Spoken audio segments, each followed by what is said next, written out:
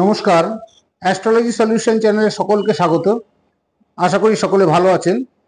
আজ আমরা আলোচনা করব কোনো জাতক বা জাতিকার জন্মছকের ষষ্ঠ স্থানে যদি মঙ্গল অবস্থান করে সেক্ষেত্রে জাতক জাতিকারা কী ধরনের শুভ বা অশুভ ফল পেতে পারেন এবং এই অশুভ ফলগুলি আপনারা নিজেরা কি করে ঘরে সহজেই প্রতিকার করতে পারবেন, এই বিষয়গুলো নিয়ে আজ আমরা আলোচনা করব। তবে যারা এখনো চ্যানেলটি সাবস্ক্রাইব করেননি অবশ্যই চ্যানেলটি সাবস্ক্রাইব করে বেল আইকনটি প্রেস করে দেবেন। আর যারা ফেসবুক থেকে দেখছেন তারা অবশ্যই চ্যানেলটি লাইক শেয়ার করে অপরকে দেখার সুযোগ করে দেবেন।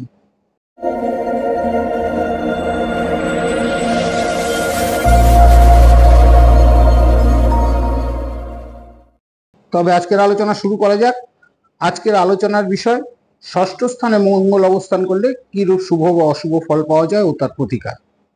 এখানে আমরা কালপুরুষ রাশিচক্রের প্রথম রাশি অর্থাৎ মেষ রাশিকে লগ্ন ধরে আলোচনা করব, যার অধিপতি হচ্ছে মঙ্গল, এবং ষষ্ঠ স্থান হচ্ছে কন্যা রাশি এবং যার অধিপতি হচ্ছে বুধ। এই ষষ্ঠ স্থানকে আমরা দুস্থান বা অশুভ স্থান বলে থাকি, একে শত্রু স্থানও বলা হয়। এই স্থান থেকে আমরা যেগুলো জানতে পারি সেগুলো হচ্ছে আমাদের স্বাস্থ্য, রোগ ব্যাধি, প্রতিদ্বন্দ্বিতা, ঋণ বা কর্মক্ষেত্র বা সেবা সম্পর্কিত বিভিন্ন বিষয়, শারীরিক বা মানসিক স্বাস্থ্য কেমন যাবে, রোগ প্রতিরোধ ক্ষমতা কতটা থাকবে, প্রতিযোগিতায় তিনি জয়লাভ করতে পারবেন নাকি প্রতিযোগিতায় পরাস্ত হবেন, তার শত্রুতা, আইনি সমস্যা বা গোপন কোনো শত্রু আপনার জীবনে কতটা ক্ষতি করতে পারে। এছাড়াও এখান থেকে জানা যায়, এই ষষ্ঠ স্থান থেকে জানা যায় আর্থিক বিষয়, ঋণ আপনার কি পরিমাণ হতে পারে বা ঋণ পরিশোধ করার ক্ষমতা আপনার কতটা থাকবে, কর্মক্ষেত্রের পরিবেশ কেমন হবে, কর্মক্ষেত্রে সহকর্মী বা ঊর্ধ্বতন কর্তৃপক্ষের সঙ্গে আপনার সম্পর্ক কেমন হবে, নিজের ব্যবসা বা অন্যের অধীনে কাজ করার প্রবণতা কোনটা আপনার বেশি থাকবে। এছাড়াও মামার বাড়ির সম্পর্ক সম্বন্ধে এই স্থান থেকে আমরা জানতে পারি। এখন আমরা জানবো যে এই ষষ্ঠ স্থানে মঙ্গল কখন শুভ ফল দেয় আর কখন অশুভ ফল দেয়। এই ষষ্ঠ স্থানে মঙ্গল একটা বিশেষ অবস্থান। এই স্থান থেকে, এই স্থানে মঙ্গল শুভ এবং অশুভ দুরকমই ফল দিতে পারে। এর ফলাফল নির্ভর করে কোনো জাতক জাতিকার লগ্ন কি বা কোন কোন গ্রহের দৃষ্টি এই ষষ্ঠ স্থানের উপরে আছে বা কোন গ্রহের সহিত যুক্ত হয়ে মঙ্গল ষষ্ঠ স্থানে অবস্থান করছে তার উপরে। মঙ্গল কখন শুভ ফল দিয়ে থাকে?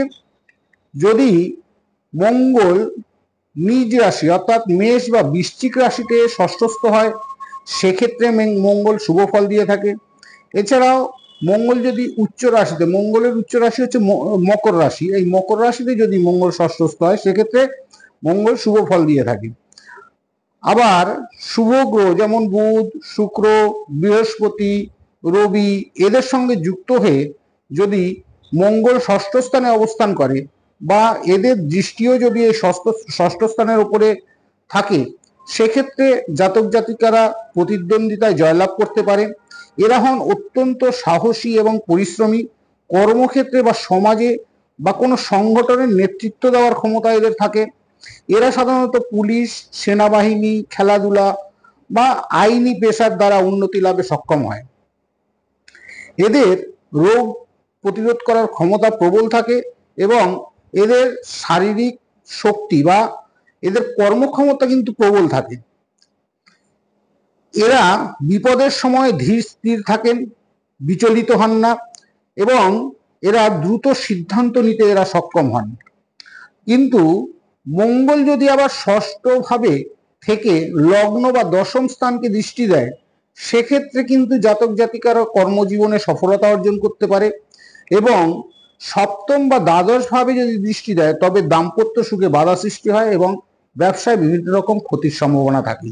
কিন্তু মঙ্গল যদি কোনো যোগকারক গ্রহ যেমন মেষ, কর্কট, সিংহ, ধনু বা মীন রাশিতে ষষ্ঠস্থ হয় তখনও কিন্তু মঙ্গল শুভ ফল দিয়ে থাকে। আর মঙ্গল কখন অশুভ ফল দেয়? মঙ্গল যদি শত্রু রাশির সাথে শত্রু রাশিতে অবস্থান করে, অর্থাৎ বৃষ রাশি, তুলা রাশি, কর্কট বা মিথুন রাশিতে ষষ্ঠস্থ হয়, সেক্ষেত্রে মঙ্গল অশুভ ফল দিয়ে থাকে। এছাড়াও পাপ গ্রহ যেমন শনি, রাহু, কেতুর সঙ্গে যুক্ত হয়ে যদি ষষ্ঠ স্থানে অবস্থান করে বা এই অশুভ গ্রহ শনি, রাহু বা কেতু এদের দৃষ্টিও যদি এই ষষ্ঠ স্থানের উপরে থাকে, সেক্ষেত্রেও কিন্তু মঙ্গল অশুভ ফল দিয়ে থাকে। এর ফলে শারীরিক বিভিন্ন রকম কষ্ট ভোগ করতে হয়, রোগ ব্যাধি, বিশেষ করে রক্তচাপ জনিত সমস্যা এবং আঘাত বা দুর্ঘটনার কারণে ক্ষতিগ্রস্ত হওয়ার সম্ভাবনা থাকে। এদের শত্রুর কারণে বিভিন্ন প্রকার ক্ষয়ক্ষতি বা বিভিন্ন প্রকার সমস্যা তৈরি হতে পারে। আইন আদালত বা মামলা মোকদ্দমার কারণে আর্থিক ক্ষতি এবং মানসিক অস্থিরতার সৃষ্টি হতে পারে। অতিরিক্ত রাগ এদের হয়ে থাকে এবং অতিরিক্ত রাগ এবং অধৈর্যের কারণে এদের ক্ষয়ক্ষতির সম্ভাবনা থাকে। পরিবার বা দাম্পত্য জীবনে বিভিন্ন রকম সমস্যা বা অশান্তি দেখা দিতে পারে। এদের মানসিক চাপের কারণে শারীরিক দুর্বলতা তৈরি হয়। ষষ্ঠ স্থানে মঙ্গলের এই ধরনের অশুভ ফলগুলির কিছু প্রতিকার আমি বলবো, সেগুলো যদি আপনারা নিয়মিতভাবে পালন করেন, তবে এই মঙ্গলের অশুভ প্রভাব থেকে অবশ্যই আপনারা মুক্তি পাবেন। যেমন প্রতি মঙ্গলবার আপনারা হনুমানজির পূজা করুন বা কার্তিক পূজা করুন। লাল ফুল, লাল চন্দন, গুড় বা ছোলা এগুলো বজরংবলীকে মঙ্গলবার দিন নিবেদন করুন। প্রতিদিন মন্ত্র ওং অং অং অং মঙ্গলায় নমঃ এই মন্ত্রটা প্রতিদিন স্নান করে সকালে 108 বার যদি জপ করেন, এতে আপনাদের এই মঙ্গলের অশুভ প্রভাব অনেকটাই কমে যাবে।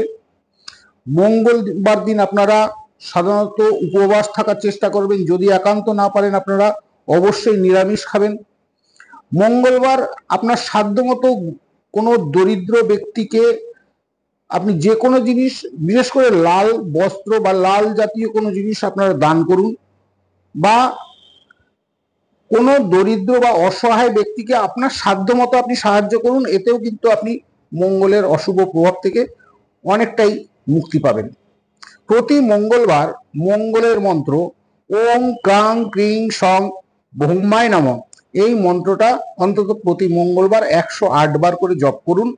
তাতে দেখবেন আপনার মঙ্গলের এই অশুভ প্রভাবগুলো ধীরে ধীরে কমে যাচ্ছে এবং এই অশুভ প্রভাব থেকে আপনারা মুক্তি পাচ্ছেন। তবে একটা জিনিস মনে রাখবেন, এই যে প্রতিকারগুলো এগুলো আপনাদের নিয়মিত করতে হবে। ওই দুদিন করলেন, ছেড়ে দিলেন, আবার দুদিন পরে ধরলেন, এইরকম করলে কিন্তু এর কোনো শুভ ফল পাওয়া যায় না। এর শুভ ফল পেতে গেলে আপনারা যে কটাই করবেন, সে কটা আপনারা নিয়মিতভাবে রেগুলার করুন। দেখবেন এই মঙ্গলের অশুভ প্রভাব থেকে আপনারা অবশ্যই মুক্তি পাবেন। আপনার জন্মছকে মঙ্গলের অবস্থান এবং মঙ্গল শুভ বা অশুভ কিরূপ প্রভাব আপনার জীবনে ফেলতে পারে, বা এর প্রতিকারগুলো আপনারা কিভাবে করবেন বা সহজে ঘরে কিভাবে এর প্রতিকারগুলো করবেন, সেগুলো জানতে আপনারা কমেন্ট বক্সে জন্ম তারিখ, জন্মস্থান এবং জন্ম সময় লিখে পাঠান। অবশ্যই তার উত্তর দেব। তবে আজকের আলোচনা শেষ করা যাক। নমস্কার।